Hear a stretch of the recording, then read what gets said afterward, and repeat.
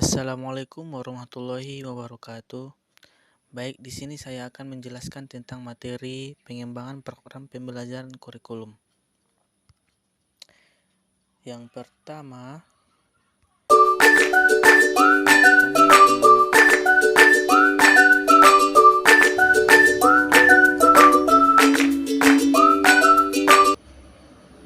model Taylor-W. Taylor mengemukakan salah satu model pengembangan kurikulum. Yang paling berpengaruh model Taylor yang dipaparkan dalam bukunya Basic Principles List of Curriculum and Instruction 1949 menekankan 4 komponen utama. Yang pertama itu tujuan pendidikan, kedua pengalaman belajar, ketiga pengorganisasian pengalaman belajar, yang keempat evaluasi. Baik, di sini yang pertama itu tujuan pendidikan. Tujuan pendidikan itu seperti apa yang diharapkan dapat dipercaya oleh siswa. Yang kedua, pengalaman belajar, kegiatan atau pengalaman yang diberikan kepada siswa untuk mencapai tujuan tersebut. Peorganisasian pengalaman belajar, struktur atau pengaturan pengalaman belajar agar efektif. Evaluasi, proses pengukur sejauh mana tujuan pendidikan telah tercapai. Dan selanjutnya model Taba-Hilda. Taba mengembangkan model pengembangan kurikulum yang bersifat induktif, dimulai dari bawah ke atas. Dalam bukunya Curriculum Development Theory and Practice 1962, ia menekankan pentingnya yang pertama diagnosa kebutuhan siswa, mengidentifikasi kebutuhan siswa sebagai langkah pertama. Yang kedua, formulasi tujuan. Ini menyusun tujuan berdasarkan kebutuhan yang diidentifikasi. Yang ketiga, pemilihan konten. Ini memilih materi yang sesuai dengan tujuan kita. Yang keempat, pengorganisasian konten.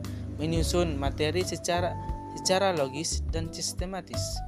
Yang kelima, pemilihan dan perorganisasian pengalaman belajar. Itu memilih dan mengatur kegiatan belajar kita untuk mencapai tujuan pembelajaran.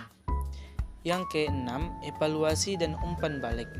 Itu mengevaluasi efektivitas kurikulum dan melakukan perbaikan berdasarkan umpan balik.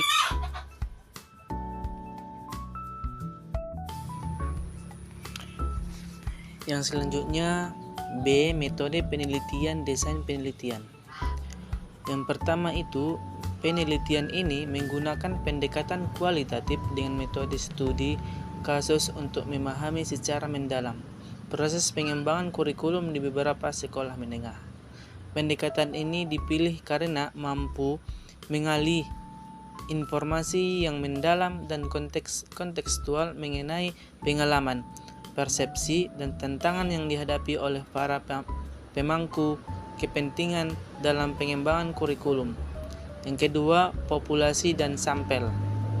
Yang ketiga, populasi. Dalam penelitian ini adalah seluruh guru, siswa, dan pengembangan kurikulum di sekolah menengah yang terlibat dalam proses pengembangan dan implementasi kurikulum.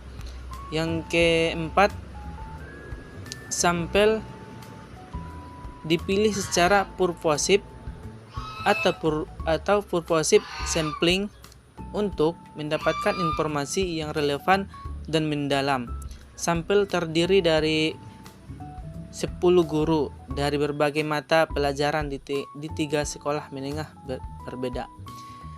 30 siswa yang mewakili berbagai tingkat kelas dan latar belakang pengembangan kurikulum.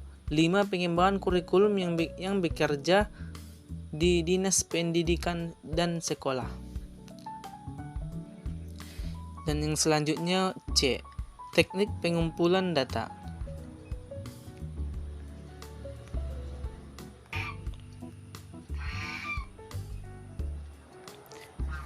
Yang pertama, wawancara mendalam atau in-depth interview.